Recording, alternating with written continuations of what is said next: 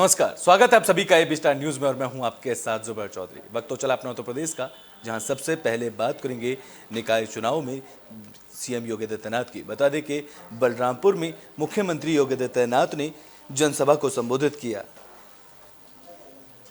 उत्तर प्रदेश में निकाय चुनाव के मद्देनजर एक दिवसीय दौरे पर मुख्यमंत्री योगी आदित्यनाथ बलरामपुर पहुंचे। इस दौरान उन्होंने छोटा परेड ग्राउंड में बलराम जिले के 2 नगर पालिका और 3 नगर पंचायत के प्रत्याशियों के लिए समर्थन मांगा। तो वहीं उन्होंने जनता को संबोधित करते हुए कहा कि यूपी में भ्रष्टाचार, अपराध मुक्त माहौल बनाने का काम बीजेपी की सरकार ने किया है और देश की तरक्की में उत्तर प्रदेश का बड़ा योगदान रहा है। तो वहीं डबल इंजन की सरकार ने जो विकास मॉडल देश को दिया है, उससे विपक्ष परेशान है और हताश हैं। इस दौरान जनसभा को संबोधित करते हुए सीएम योगी आदित्यनाथ ने बीजेपी के प्रत्याशियों के लिए वोट मांगा।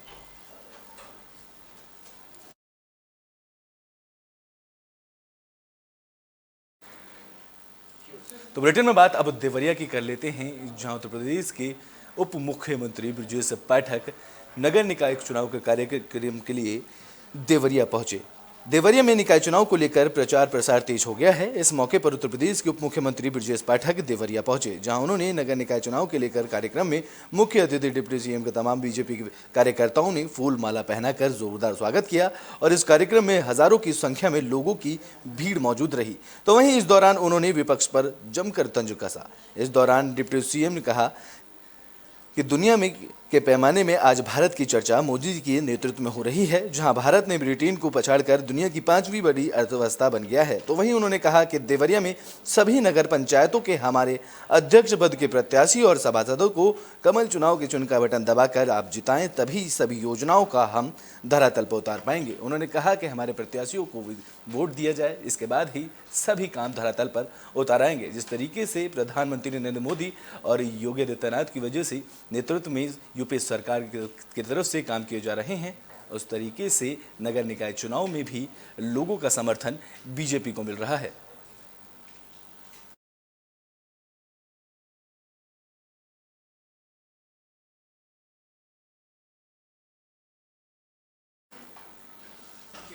तो बुलेटिन में बात बागपत की कर लेते हैं, जहां नगर निकाय चुनाव को लेकर तैयारियां तेज हो गई हैं, जहां प्रत्याशी प्रचार प्रसार में जुटे हैं। तो वहीं बागपत में राजुद्दीन एडवोकेट ने कार्यालय का शुभारंभ किया। बागपत में नगर निकाय चुनाव का प्रचार प्रसार तेज हो गया है, जहां सभी प्रत्याशियों ने अपने अपने कार्यालय का उद्घाटन कर चुनाव प्रचार में तेजी लाते हुए अपने अपने समर्थन में वोट मांगने शुरू कर दिए हैं। इस कड़ी में बागपत के देवी चौक पर आरएलडी, समाजवादी पार्टी और आजाद पार्टी की तरफ से संयुक्त प्रत्याशी राजुद्दीन एडवोकेट के कार्यालय का शुभारंभ हुआ, जिसमें समाजवादी पार्टी के वरिष्ठ नेता मनोज कुमार, आरएलडी विधायक अजय कुमार समेत बड़े पदाधिकारी मौजूद रहे। जहां भारी जनसमूह में गठबंधन प्रत्याशी राजुद्दीन एडवोकेट ने नगर पालिका में आने वाले बजट पर चर्चा की। तो वहीं 3 साल से लगातार नगर पालिका अध्यक्ष चुने जा रहे चेयरमैन राजुद्दीन ने उपस्थित जनसमूह को धन्यवाद करते हुए इस बार भी पूर्ण समर्थन देकर विजय बनाने की अपील की।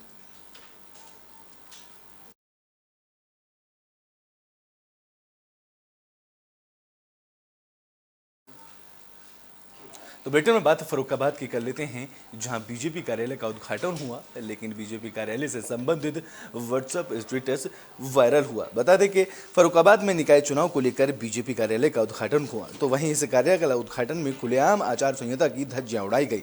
दरअसल आंगनबाड़ी केंद्र के सरकारी ग्रुप में आंगनबाड़ी कार्यकर्ताओं को बीजेपी कार्यालय के उद्घाटन में पहुंचने के निर्देश दिए गए, जिसके बाद आंगनबाड़ी कार्यकर्ता बिना ड्रेस कोड के उद्घाटन समारोह में पहुंचे। बता दें कि बीजेपी कार्यालय के उद्घाटन में बगैर ड्रेस के पहुंचने के निर्देश देते हुए सोशल मीडिया पर व्हाट्सएप ग्रुप के स्क्रीनशॉट वायरल हुए। बता दें कि यह सारा मामला फर्रुखाबाद कोतवाली क्षेत्र के BS mansion railway road state bank के सामने का बताया जा रहा है।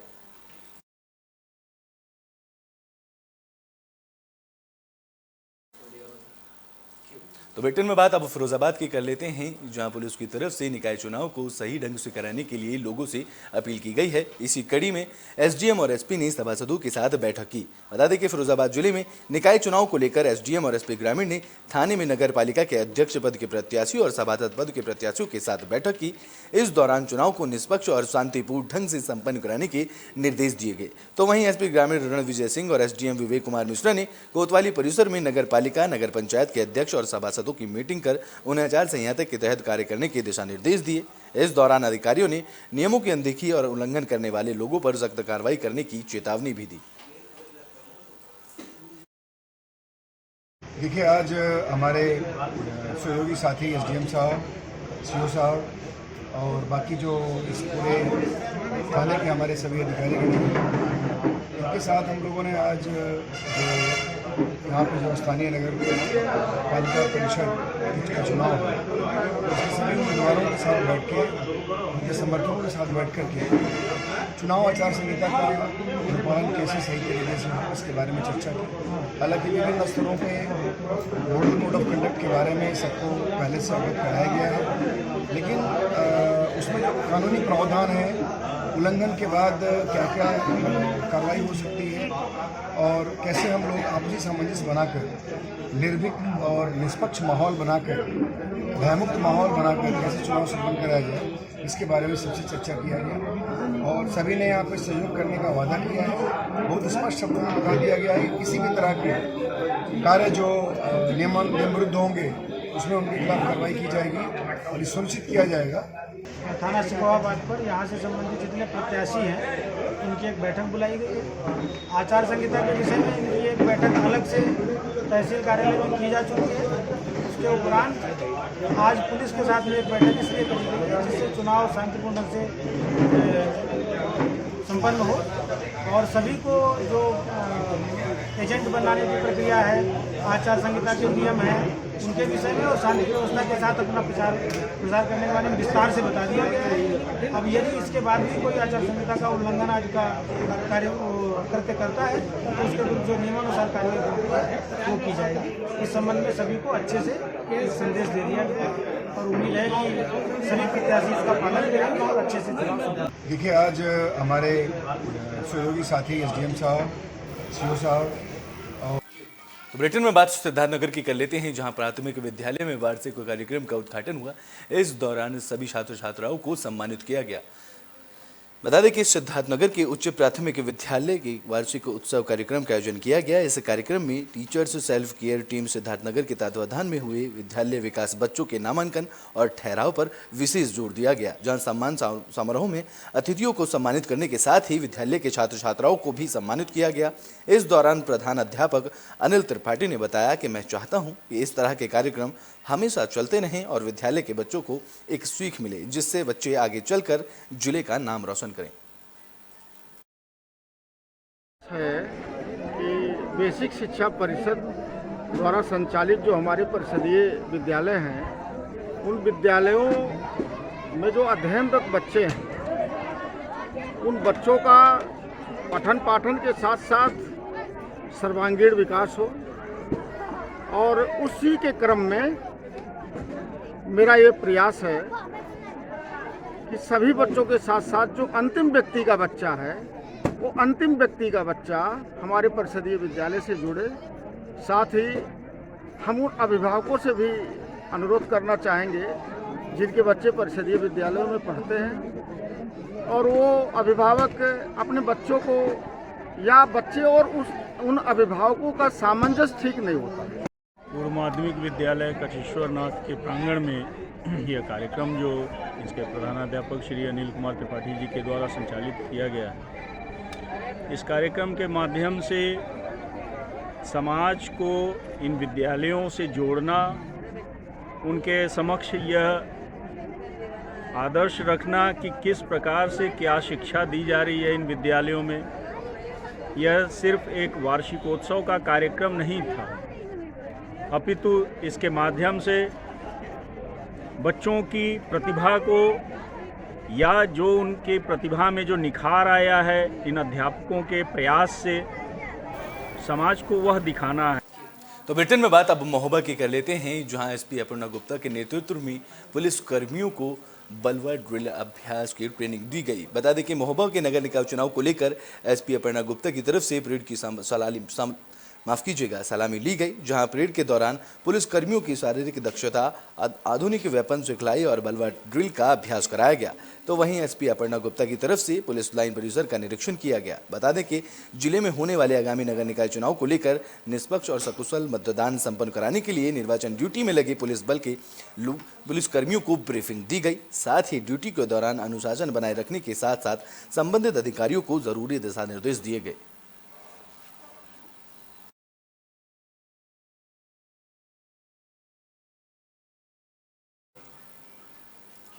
बुलेटिन में बात अब गोंडा की कर लेते हैं, जहां एक महिला का शव मिलने से पूरे इलाके में हड़कंप मच गया, जिसके बाद मौके पर पहुंची पुलिस ने जांच शुरू की। बता दें कि गोंडा के करनीलगंज क्षेत्र में कपूरपुर साई तकिया निवासी एक महिला की बीती रात अज्ञात हमलावरों ने चाकू से गोदकर हत्या कर दी, जहां महिला की हत्या की सूचना से क्षेत्र में सनसनी फैल गई। इस दौरान सूचना पर पहुंची पुलिस की टीम ने शव को कब्जे में लेकर पोस्टमार्टम के लिए भेजा, तो वहीं मौके पर डॉग स्क्वाड और फॉरेंसिक की टीम ने छानबीन की।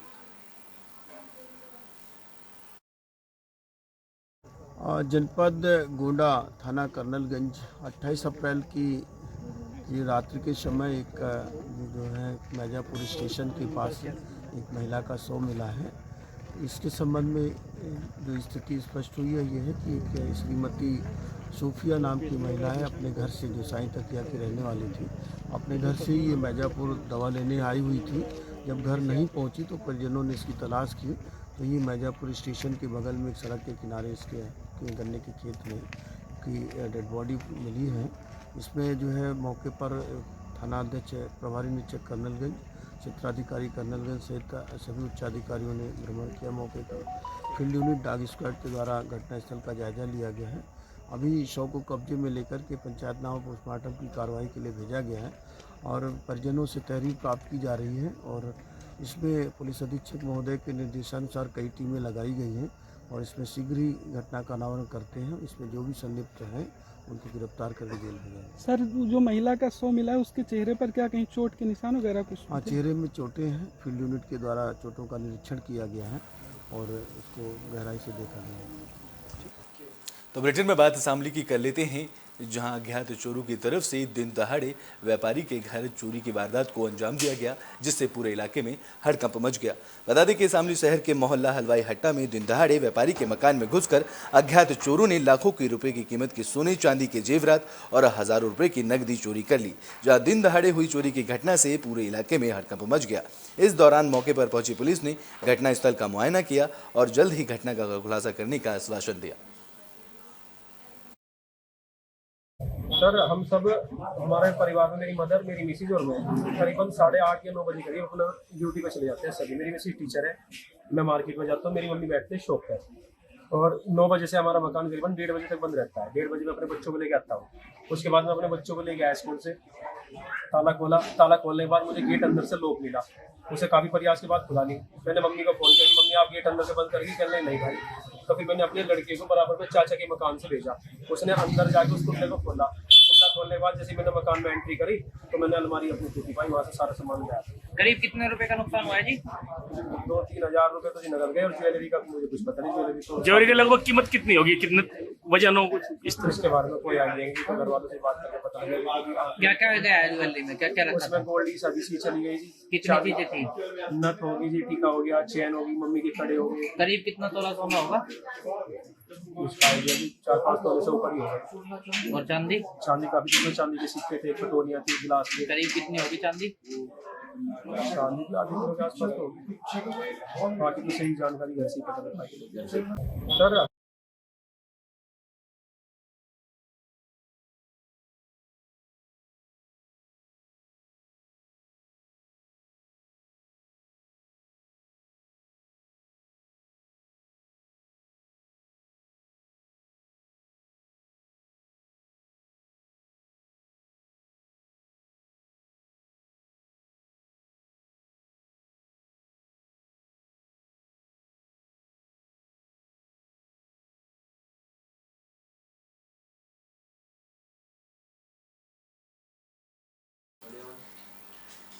बुलेटिन के आखिरी में बात फर्रुखाबाद की कर लेते हैं, जहां खेत में हिस्ट्री स्टूडेंट बदमाश का शव मिलने से पूरे इलाके में हड़कंप मच गया।